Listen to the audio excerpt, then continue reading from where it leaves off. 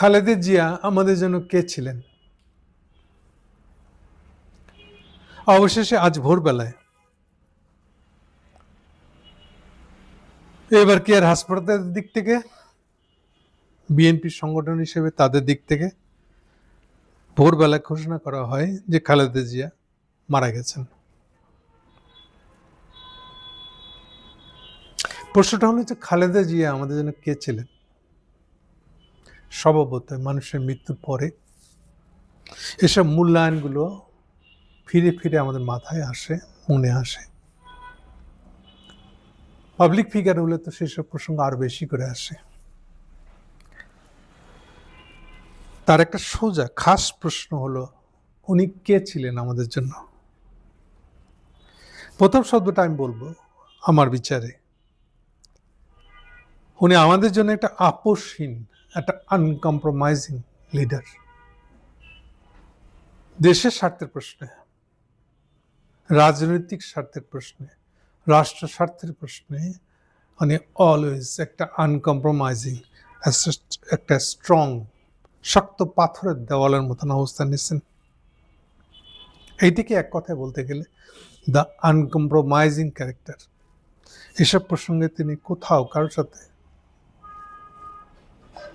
কোন আচ্ছা দেখি এটার একটা কৌশল করে না যায় কিনা, নো, চোখ বন্ধ করে তুমি এই জায়গায় আনকম্প্রোমাইজিং, যেন এটা নিতে কোনো আলোচনারই প্রশ্ন আসে না। এটা এমন একটা স্বার্থের প্রশ্ন। এটা হলো বাইরের দিক থেকে বলা আমার বিচারে। কিন্তু যদি প্রশ্ন করি যে উনি এমন আপোষ করবেন না, এই ধরনের একটা ব্যক্তিত্ব হয়ে উঠলেন কেন, যেখানে আমাদের রাজনৈতিক জীবনে, রাজনীতিকদের জীবনে অসংখ্য এরকম পিছলি ব্যাকগ্রাউন্ডে অন্য একটা করে, ফোরগ্রাউন্ডে অন্য একটা দেখায়, এটা মোস্ট কমন। সেখানে উনি এমন আনকম্প্রোমাইজিং ব্যক্তিত্বের অধিকারী হলেন কেমনে? খালেদা জিয়ার ব্যক্তিত্বের ভিতরে এই আনকম্প্রোমাইজিং ক্যারেক্টারটা আসলো কোথা থেকে? এটার সোর্স কি? সেই প্রসঙ্গে কথা বলবো এখন। এর উৎস খুঁজতে গেলে আমরা যেটা পাই, ইউজুয়ালি খালেদা জিয়ার শেষ বিচারে তো একটা পলিটিক্যাল পার্সন, একটা রাজনৈতিক ব্যক্তিত্ব। কিন্তু আমি বলবো এটার পিছনেও আবার ডেফিনেটলি আলটিমেটলি উনি রাজনৈতিক ব্যক্তিত্ব, কিন্তু রাজনৈতিক ব্যক্তিত্বটা তৈরি হওয়ার পিছনে পলিটিক্স প্রধান না, অন্য একটা জিনিস প্রধান। কি সেটা? সেই অন্য জিনিসটার নাম হলো, এক কথায় যদি বলি আমরা, এটাকে বলে সৈনিকতা। সৈনিক কি জিনিস? একটা সৈনিক বলতে কি বুঝবো? একটা সৈনিক আর দেশের প্রতিরক্ষা, দেশের স্বার্থ, এটা একাকার, এটা সিম্বলাইজড হয়ে যায়। আসলে আলাদা করার কিছু উপায় নেই, সুযোগও নেই। সৈনিকতা মানেই হলো দেশের স্বার্থ রক্ষাটা তার একমাত্র কাজ, এর বাইরে অন্য কোনো স্বার্থই নেই তার, অন্য কোনো চিন্তাই নেই তার। এটি সৈনিকতা। এবং এটার জন্য সে আনকম্প্রোমাইজিং কোন এক্সটেন্টে মারা যাবে, তবু সে এই জায়গায় কম্প্রোমাইজ করবে না। এটাই যতগুলো দুনিয়ার মিলিটারি ট্রেনিং একাডেমি পান না কেন আপনি, সব জায়গায় দেখবেন ঘুরে ফিরে মূল যেখান থেকে শুরু করে ওরা, সেটা হলো সৈনিকতা। What is সৈনিকতা? এই সৈনিকতাটা মজার ব্যাপার হলো যে খালেদা জিয়া তো সৈনিক নন,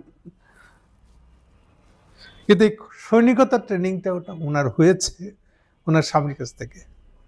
না, তার স্বামী এটা বলে না যে আসো তোমাকে এখন বসে বসে সৈনিকতা শেখাই, না,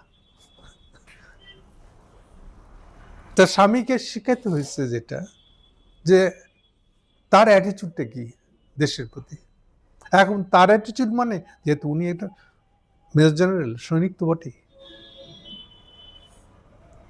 ফলে নিজের ভ্যালুজের প্রসঙ্গগুলাতে ওনাকে, ওনার ওয়াইফকে ওরিয়েন্টেশন দিতে হয়েছে, সাজাতে হয়েছে, মানসিক গঠন তৈরি করে দিতে হয়েছে, সো দ্যাট, এটা খুব স্বাভাবিক যে স্বামীদের কাজই হচ্ছে এটা, সো দ্যাট মিসআন্ডারস্ট্যান্ডিং না হয়। স্বামীকে কোন এক্সটেন্টে যেতে হবে, কত গভীর পর্যন্ত যেতেই হবে, যেহেতু উনি একজন সৈনিক। এটা যে কোনো সৈনিকের প্রথম কাজ হয়, স্ত্রীকে ওরিয়েন্টেড করা, সাজায় দেওয়া, এর গভীরতাটাকে তাকে উপলব্ধি করে দেওয়া। সো খালেদা জিয়ার মৌলিক, তার ব্যক্তিত্বের মৌলিক কন্টেন্ট যেটা, মৌলিক উপাদান যেটা তার ভিতরে এসছে, সেইটা এই আপোষহীন একটা ক্যারেক্টার, এইটা এসছে তার সৈনিকতা থেকে, যেটা উনি সৈনিক না থেকেও প্রফেশনাল সৈনিক উনি নন, এরপরেও এটা উনি পেয়েছেন। কেন? বিকজ উনি একটা সৈনিকের স্ত্রী। সো সৈনিকের স্ত্রী হওয়ার সুবাদে উনি যেটা রপ্ত করেছেন, করতেই হয়েছে। সারা জীবন থেকেছেন ক্যান্টনমেন্টে, কোনো না কোনো ক্যান্টনমেন্টে। ফলে এই ধরনের ওরিয়েন্টেশন তার জন্য মাস্ট, বাধ্যতামূলক ছিল আসলে বলতে গেলে। এবং এইটা উনি খুব সিরিয়াসলি নিচ্ছেন নিজের ভিতরে, এবং নিজের ব্যক্তিত্ব এভাবে করে তুলছেন। আমি মনে করি এটাই তার ওরিয়েন্টেশনটা পলিটিক্স থেকে শুরু হচ্ছে না, তার ওরিয়েন্টেশনটা শুরু হয়েছে সৈনিকতা থেকে। সো আমরা এমন একটা ব্যক্তিত্বকে পাচ্ছি, যখন উনি স্বামী মারা যাওয়ার পরে এবার পলিটিক্সে আসতেছেন,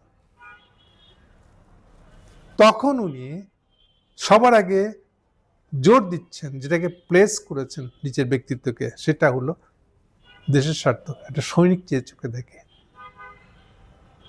সৈনিকের চোখ দিয়ে দেখে রাষ্ট্র, সৈনিকের চোখ দিয়ে দেখা রাজনীতি। এবার নিশ্চয়ই আপনারা বুঝতে পারতেছেন যে খালেদা জিয়ার বিশেষত্ব, যে উনি নিজেকে ওরিয়েন্টেড করতে পারছেন, একটা সৈনিকতার চোখ দিয়ে দেখছেন উনি দেশের স্বার্থ, রাজনীতির স্বার্থ, রাজনীতি বিষয়টাকে উনি দেখতে শুরু করছেন এই জায়গা থেকে। আমি বিশ্বাস করি যে তার তাবৎ গুণাবলী যদি আমরা ব্যাখ্যা করতে যাই, যে এই আপোষহীনতা উনি কেন হলো, কোত্থেকে পেলেন উনি, এটা ভালো হতো যদি ওনার এই সমস্ত ওরিয়েন্টেশনগুলো, সাজানোর দিকগুলো, বৈশিষ্ট্যগুলো যদি উনি রপ্ত করতে পারতেন রাজনীতিবিদদের কাছ থেকে, রাজনীতি থেকে যদি আনতে পারতেন, এটা বেটার হতো। কিন্তু রাজনীতি থেকে না আনলেও যে বেটার হতে পারে, তার উদাহরণ উনি। সেই জন্য সার করে বললে আসলে জিয়ার কাছে খালেদা যে শিক্ষাটা নিয়েছেন, সেটা হলো সৈনিকতা। সৈনিকতা কি, কেন এটা দেশের স্বার্থ, জনগণের স্বার্থ, জনগোষ্ঠীগত স্বার্থ, সব কিছুকে আপোষহীনভাবে সবার উপরে তুলে ধরতে হবে। এটা হচ্ছে তার বেসিস, তার ব্যক্তিত্ব তৈরির মূল কথাটা হলো এইটা। তাই আসলে এখানে বলবো যে খালেদা জিয়া যতটা না রাজনৈতিক ব্যক্তিত্ব, তার থেকে বেশি উনি আসলে একটা সৈনিকতা থেকে জন্ম নেওয়া একটা ব্যক্তিত্ব। একটা সৈনিকের স্ত্রী, যিনি সৈনিকতার দায় দায়িত্ব, কর্তব্য সবচেয়ে ভালো করে হৃদয়ে ধারণ করে। এটাকে আমি বলছি যে সৈনিক স্বামীর কাছ থেকে যে ট্রেনিং, যে ওরিয়েন্টেশন, চিন্তারকে সাজাতে হয় কেমন করে, চিন্তার অলিগলি বুঝতে হয় কেমন করে, সেটার একটা ভালো ট্রেনিং হয়েছে ওনার স্বামীর কাছ থেকে।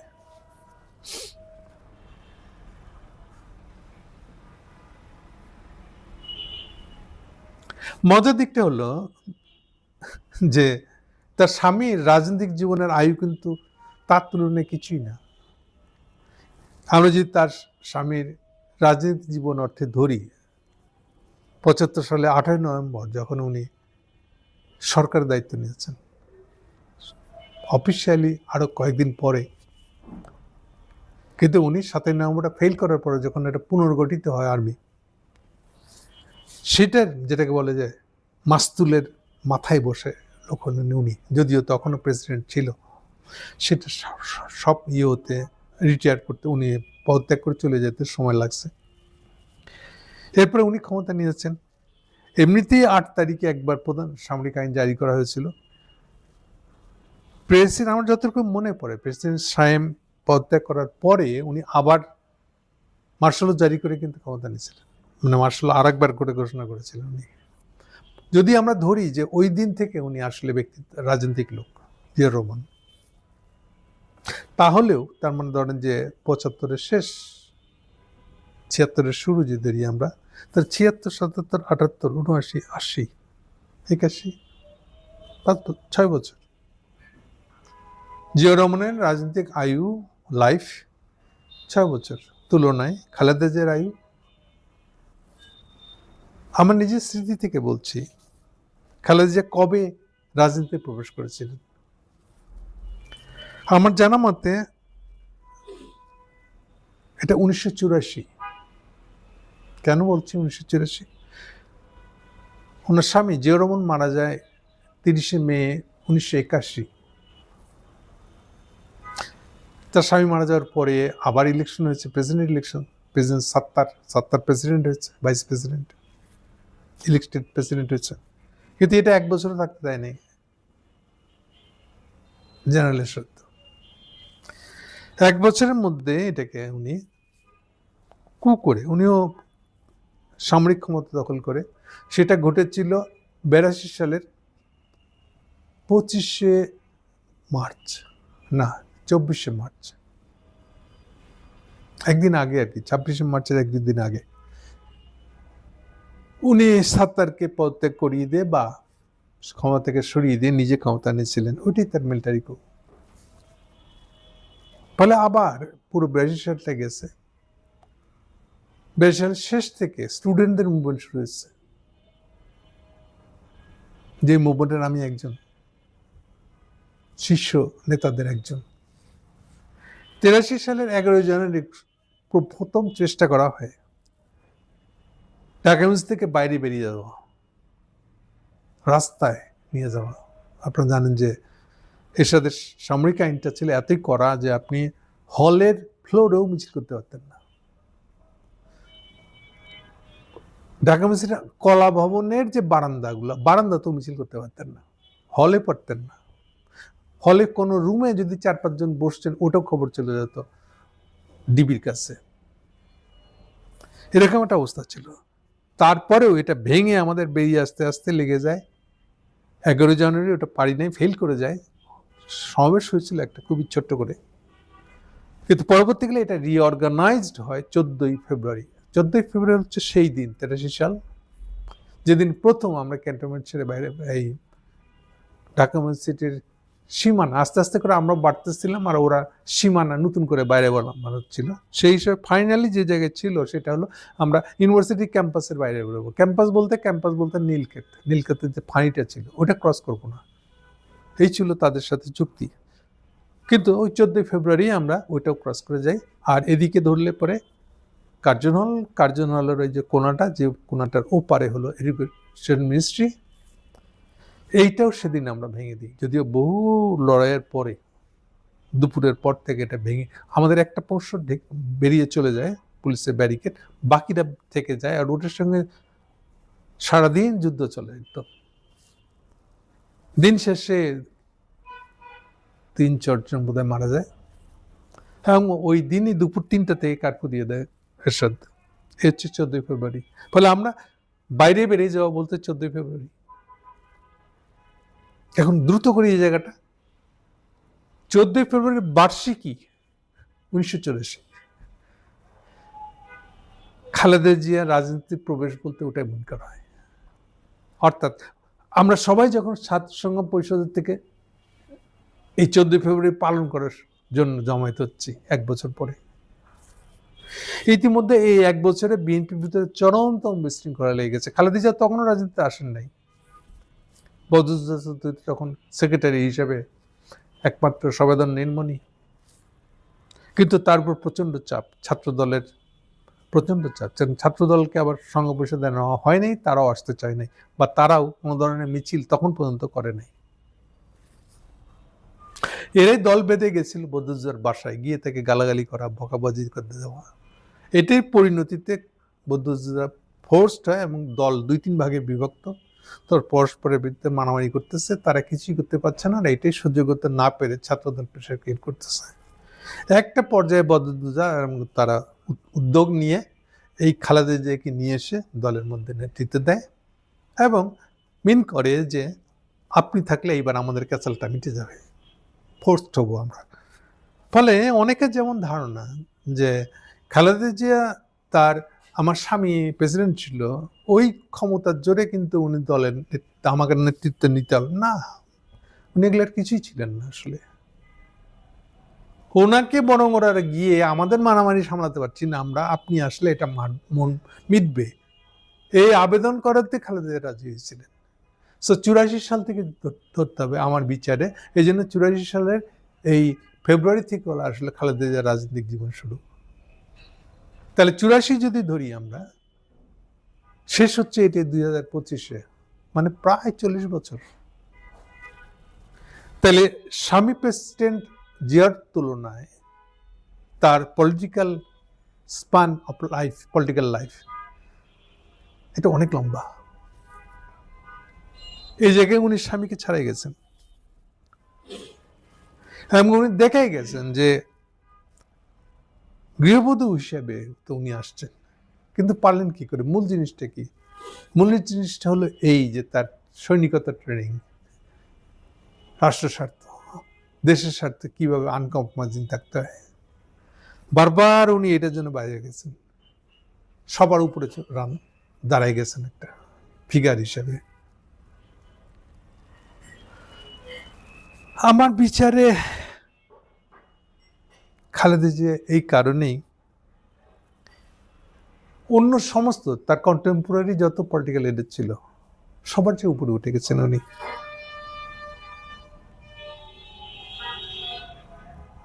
সো কেউ যদি বলে খালেদা জিয়া বলতে কি বোঝায়, এক কথায় Khaleda Zia basically she is a symbol of আপোষহীন, আনকম্প্রোমাইজিং রাষ্ট্র স্বার্থের লিডার, যার ভিত্তি সৈনিকতা, যেটা তার শরীরের প্রতিটা বিন্দুতে, প্রতিটা রক্ত বিন্দুতে যেন এই জিনিসটা আছে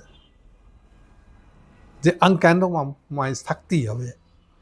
কেন সৈনিকতা ইম্পর্টেন্ট রাষ্ট্র স্বার্থ বুঝতে গেলে পরে দেখেন, কোনো পড়ালেখা করার ব্যক্তিত্ব উনি না, কিন্তু যে টোনে কথা বলেন উনি, পাবলিকের সামনে যে কথা বলে, আমার এখনো কানে বাজে। 29শে ডিসেম্বর 2013, এই মেয়ে এদিকে আসো, বাড়ি কোথায়? গোপালী, গোপালগঞ্জ রাখবো না। ওনার বাসায় বালির ট্রাক দিয়ে আটকে রাখা হয়েছে। এরপরও বিকেল 3টা-4টার দিকে গেট পর্যন্ত আসছে, এসে মহিলা পুলিশ থেকে ডাকতেছে, বলতেছে। যারা দেখছে এটা তারা জানে ব্যক্তিত্ব কি জিনিস, রাজনৈতিক ব্যক্তিত্ব কি জিনিস। এর একটা সিম্বল হয়ে আছেন উনি। আসলে একটা লোক কোথায় কিচ্ছু করতে পারেনি। আমি আপনাকে আগে বর্ণনা দিয়েছি যে 29শে ডিসেম্বর প্রেস ক্লাবে কিরকম হয়েছে, সিনারিওটা কেমন ছিল। একটা দল থেকে একটা মিছিল পর্যন্ত বেরোয়নি। আমি আপনাদের বলেছি প্রায় 7 লাখ লোক জড়ো করা ছিল হেফাজত সহ,